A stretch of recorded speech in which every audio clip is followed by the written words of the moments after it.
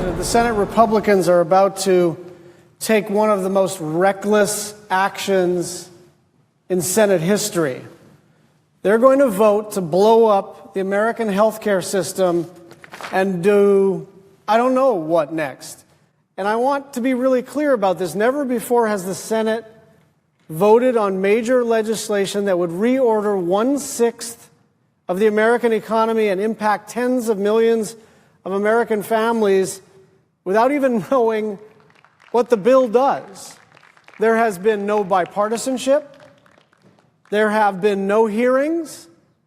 And let me just say something about hearings. This may seem like a sort of a process foul, a procedural complaint, but this very much matters.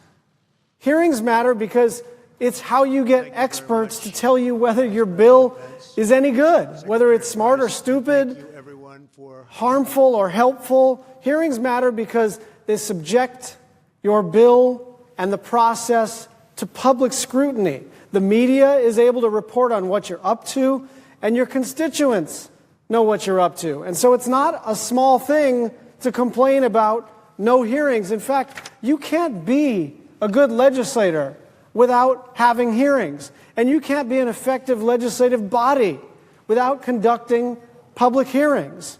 We never have major legislation without hearings, but that's exactly what they are doing. And there's one very simple reason for this.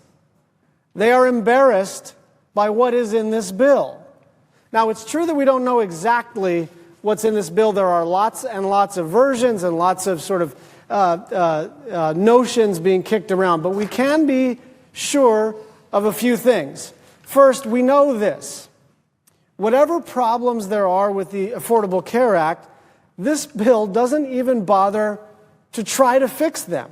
To the extent that people are worried about high deductibles, it actually increases deductibles. To the extent that people are worried about the lack of choices on the healthcare exchanges, it doesn't even try to fix that. Second, we don't know exactly how much they are going to cut Medicaid, but they are going to cut Medicaid. Whether it's rolling back the Medicaid expansion or making these radical structural reforms, essentially block granting Medicaid to the states, they are going to deeply cut Medicaid. And this hurts people. This hurts people in nursing homes. It hurts people with drug addiction. Medicaid is a program that works and delivers care for millions of Americans, and it will be slashed massively tomorrow. We don't have to do this to the American people. So there are lots of different versions of this legislation, and what the leader is doing very cleverly is to allow people to believe that the thing they're moving to is the thing that they may prefer. So in other words, it's a blank canvas. It's just a motion to proceed. It's just a motion to begin debate. But make no mistake, the vote tomorrow is a vote to repeal the Affordable Care Act with no plan to replace it. That's what they're doing tomorrow. And they have been totally secretive because they know the moment they start talking specifics, the whole thing comes crashing down. Democratic leader. Mr. President, in a short time, we'll vote on the motion to proceed to debate the House Republican health care bill. Several months into this new process, with Republicans in the majority in both chambers, the American people have not been treated to a high-minded debate or much debate at all.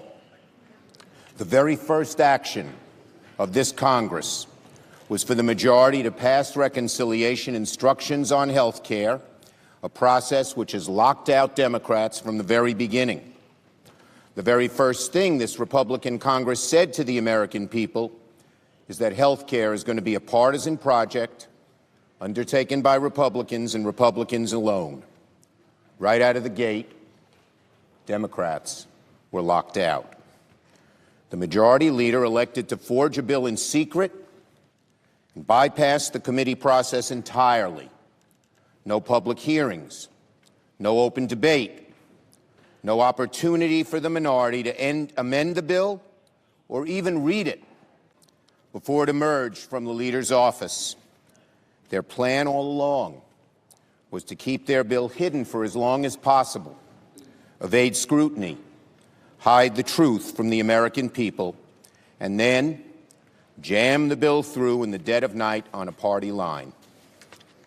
And now, here we are, after so much cloak and dagger legislating, about to vote on proceeding to a debate on one of the most important issues of our time, a sixth of the economy, tens of millions, health and even life affected, without knowing exactly what we'll be debating on. Perhaps nothing could sum up the process that's gotten us here quite as well as this.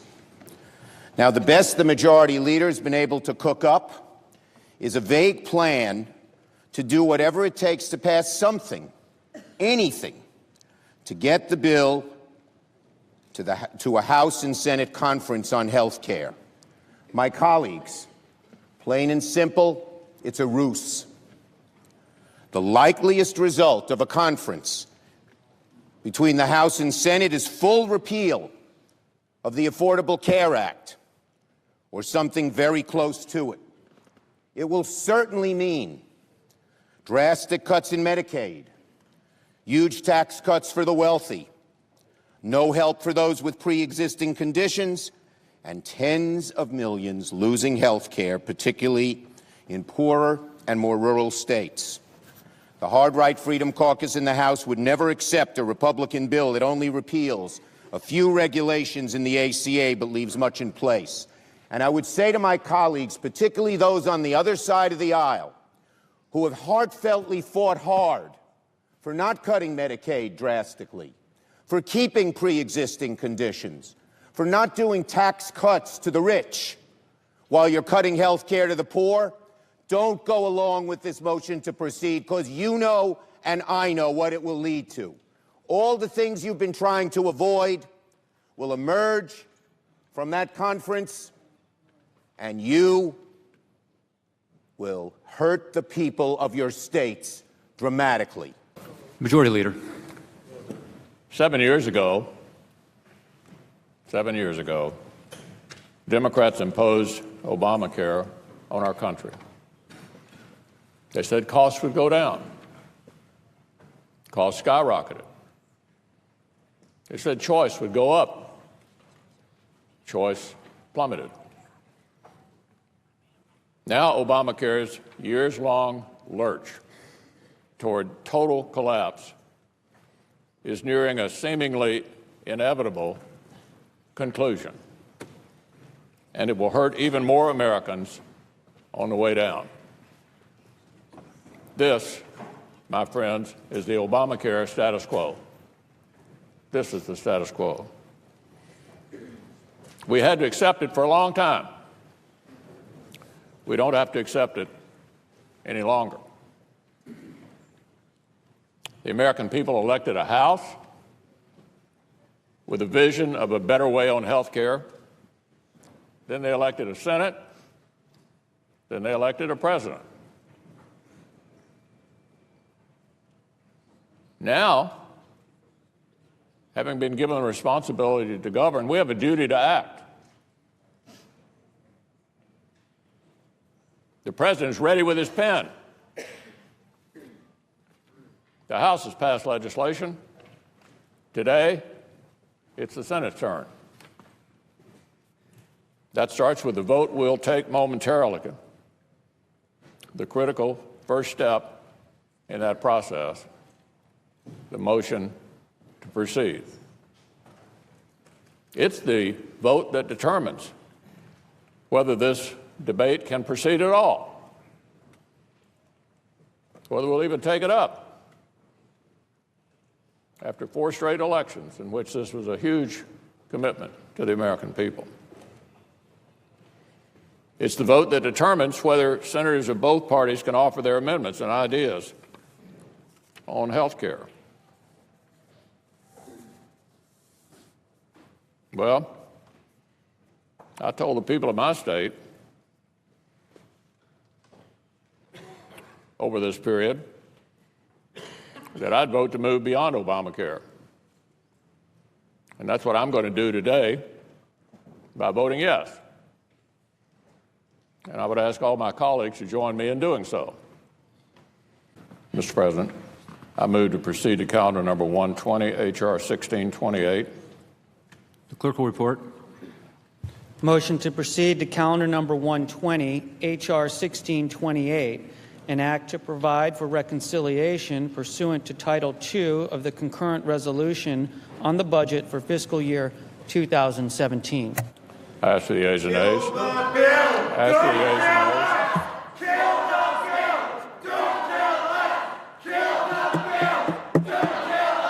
Sergeant at Arms will restore order in the chamber.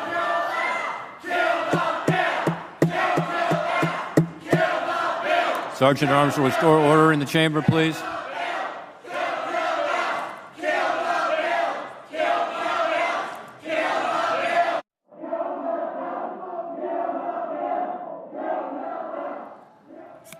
Ms. Hirono,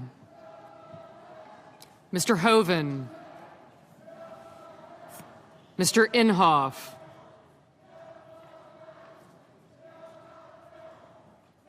Mr. Isaacson, Mr. Johnson,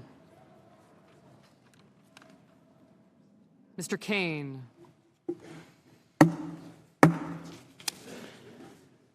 As a reminder to our guests, expressions of approval or disapproval are not permitted. On this vote, the yeas are 50 and the nays are 50. The Senate being equally divided, the Vice President votes in the affirmative and the motion is agreed to. Clerk will report the bill. Calendar number 120, H.R. 1628, an act to provide for reconciliation pursuant to Title II of the concurrent resolution on the budget for fiscal year 2017. The senior senator from Arizona is recognized. I thank you, Mr. President. I've stood in this place many times and addressed as president many presiding officers. I've been so addressed when I've sat in that chair, and that's as close as I'll ever be to a presidency. But anyway, our deliberations can still be important and useful, but I think we'd all agree they haven't been overburdened by greatness lately. And right now, they aren't producing much for the American people. Both sides have let this happen. Let's leave the history of who shot first to the historians. I suspect they'll find we all conspired in our decline, either by deliberate actions or neglect. We've all played some role in it. Certainly I have. Sometimes I've let my passion rule my reason. Sometimes I made it harder to find common ground because of something harsh I said to a colleague. Sometimes I wanted to win more for the sake of winning than to achieve a contested policy. Incremental progress, compromises that each side criticized but also accept. Just plain muddling through to chip away at problems and keep our enemies from doing their worst isn't glamorous or exciting. It doesn't feel like a political triumph, but it's usually the most we can expect from our system of government, operating in a country as diverse and quarrelsome and free as ours. Considering the injustice and cruelties inflicted by autocratic governments and how corruptible human nature can be, the problem-solving our system does make possible, the fitful progress it produces, and the liberty and justice it preserves is a magnificent achievement. Our system doesn't depend on our nobility. It accounts for our imperfections and gives us an order to our individual strivings that has helped make ours the most powerful and prosperous society on earth. It is our responsibility to preserve that, and even when it requires us to do something less satisfying than winning, even when we must give a little to get a little, even when our efforts manage just 3 yards in a cloud of dust while critics on both sides denounce us for timidity, for our failure to triumph. I hope we can again rely on humility, on our need to cooperate, on our dependence on each other, to learn how to trust each other again, and by so doing better, serve the people who elected us. Stop listening to the bombastic loudmouths on the radio and television and the internet To hell with them.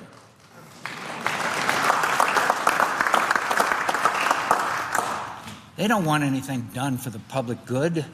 Our incapacity is their livelihood. Let's trust each other.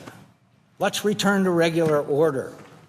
We've been spinning our wheels on too many important issues because we keep trying to find a way to win without help from across the aisle.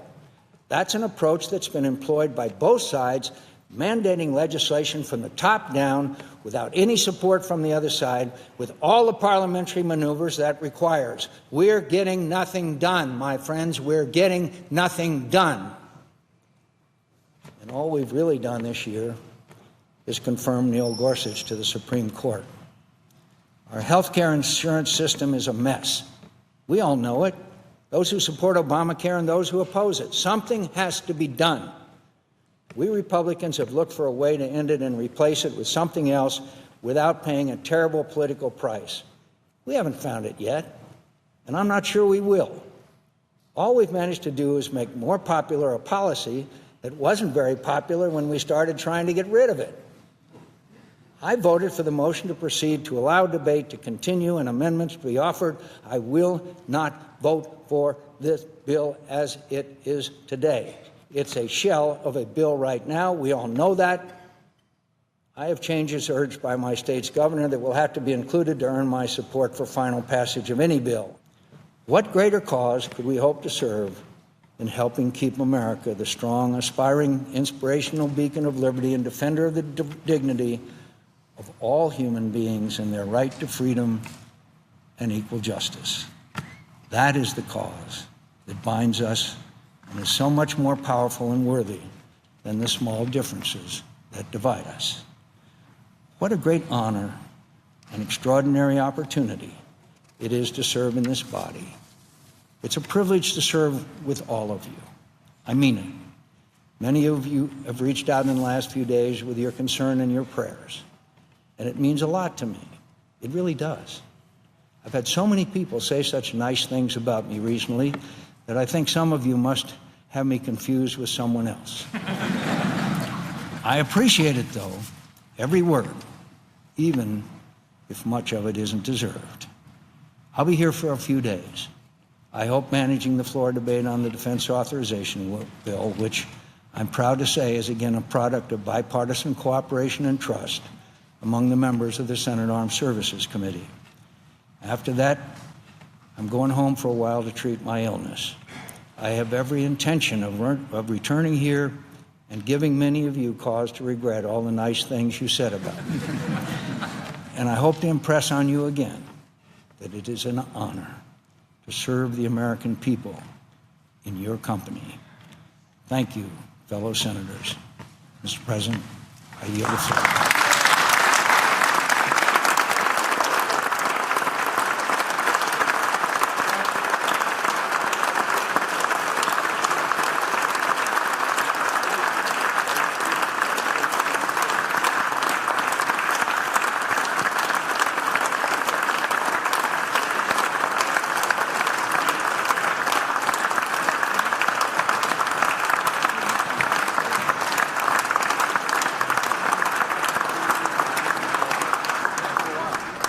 I'm very happy to announce that with 0 of the Democrats' votes, the motion to proceed on health care has just passed, and now we move forward towards truly great health care for the American people. We look forward to that. This was a big step.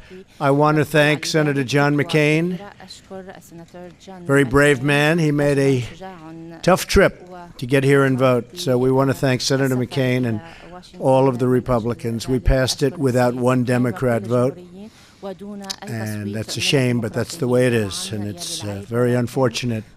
But I want to congratulate American people because we're going to give you great health care, and we're going to get rid of Obamacare, which should have been frankly terminated long ago.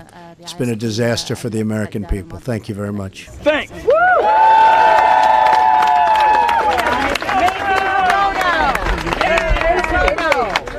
Aloha, everybody.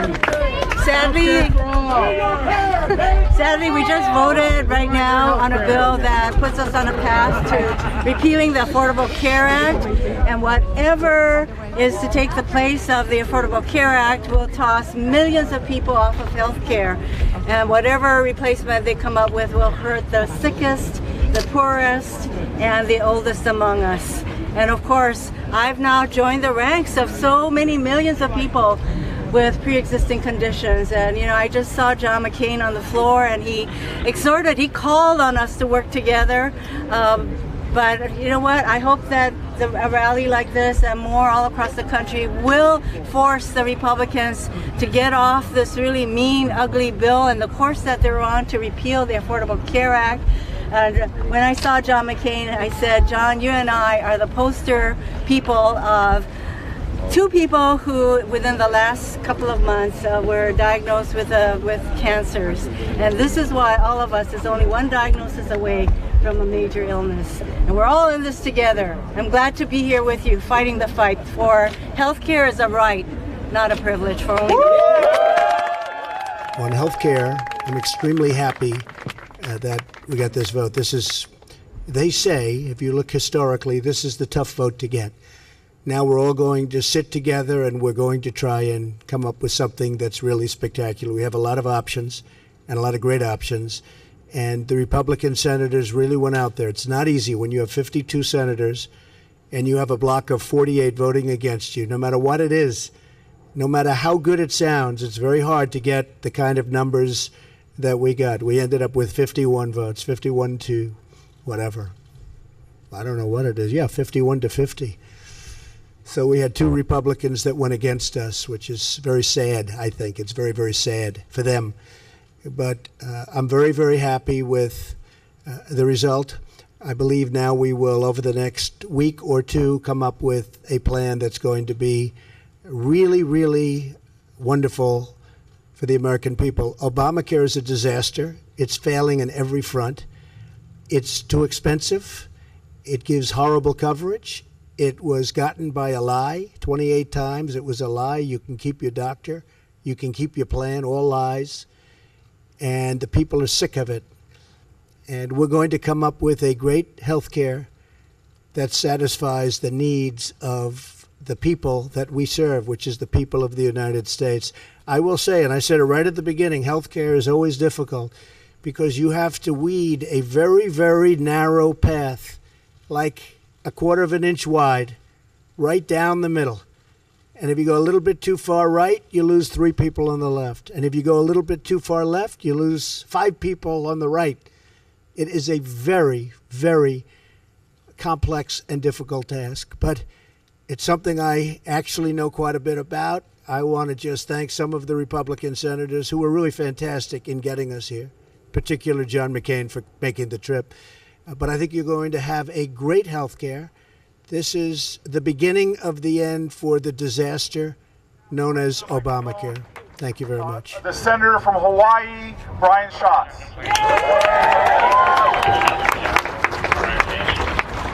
Thank you, everybody. You know, as I see these families, I see these individuals, it comes to me, I was in West Virginia on Saturday, and I ran into a family, and we got to talking, and because it was West Virginia, and he said, what do you do? I said, well, I'm in the United States Senate, and I was just kind of cautious about getting into politics, and he said, do me a favor. He said, do me a favor. My daughter is diabetic, and it's not her fault. Make sure whatever you do, we take care of people like my daughter. And I look at that beautiful child that was up on this stage, and the families that depend on Medicaid and depend on the Affordable Care Act, and that's my main takeaway. It's not their fault. The idea that any person could plan for the expense of taking care of a human being that exceeds hundreds of thousands of dollars, it's not reasonable. That's the reason for insurance. It's not their fault. And today, I have to tell you, was a gut punch. I think everybody felt it. All the way until the end, despite my brain telling me we were about to lose, my heart was telling me maybe there's a shot. Maybe Ron Johnson will save us. How'd that work? But that did not work out very well. That was a gut punch, but you know what? I take pride and hope and enthusiasm from this. We are winning the argument. The American people are on our side. Yeah. And we understand that health care is a right and not a privilege.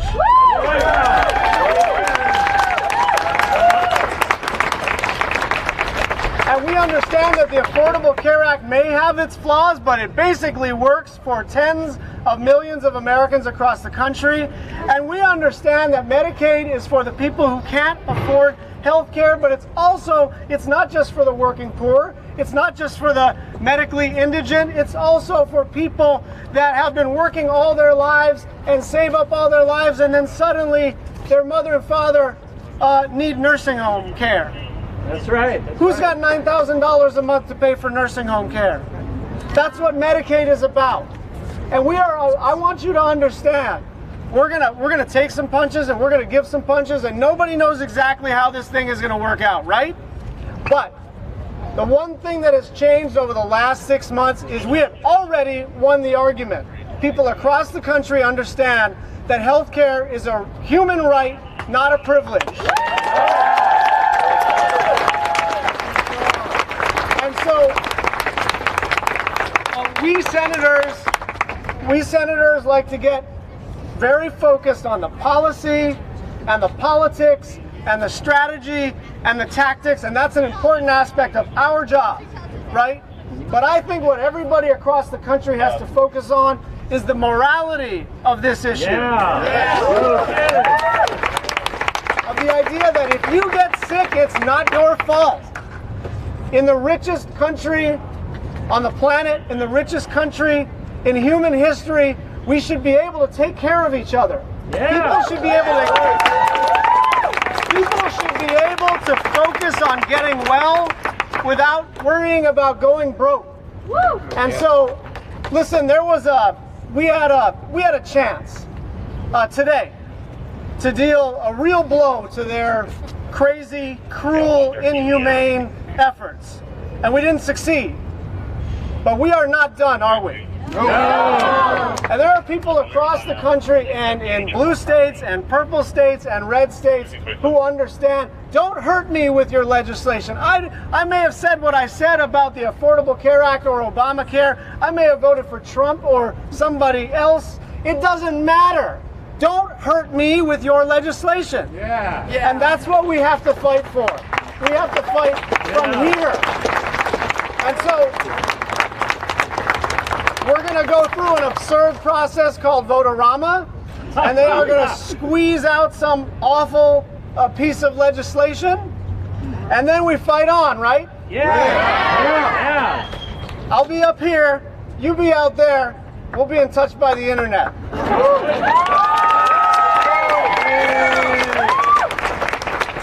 It is a small state with mighty leaders. I bring you the other senator from Hawaii, Mazie Hirono.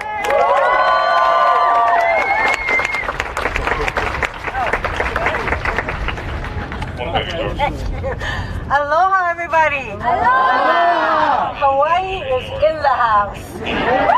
Right. Well, how many of you don't think that healthcare is personal? Okay? Hey, it's personal. Gosh darn it. I could use some other words, but we'll be fine here.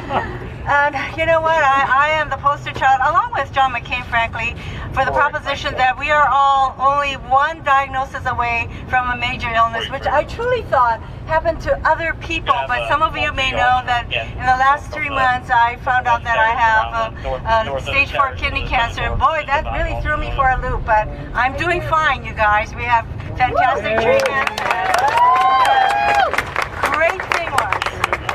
The great thing was, I had health care. So I wasn't sitting there worrying about how the heck I was going to pay for the care that I needed. I could concentrate on the kind of care that would make me well and that could keep me here on the steps of the Capitol to fight with you guys, because this is going to be for the long haul. Woo! And we had a sad vote today. And we came awfully close. 50 votes, and you know, they had to bring out the vice president to break a tie. That's right. And so So the Republicans have put us on a path to repealing the Affordable Care Act that created health care coverage for 20 million more people in our country than when we first passed the Affordable Care Act way back when, 6-7 years ago. And I was here in the U.S. House, and we worked really hard. It is not true that we came up with the Affordable Care Act in the cloak of darkness. We had dozens of hearings. We heard from everybody. We did our very best because our goal was to provide health care for all as a right, not a privilege for those who can afford it. So that was our goal, to make it affordable, to cover as many people as possible. So we did not do this in the cloak of darkness, and yet this is where the Republicans are taking us. And whatever they come up with to replace the Affordable Care Act is going to hurt millions and millions of people who will be tossed out of health care coverage. It will hurt the sickest, poorest, and the oldest among us.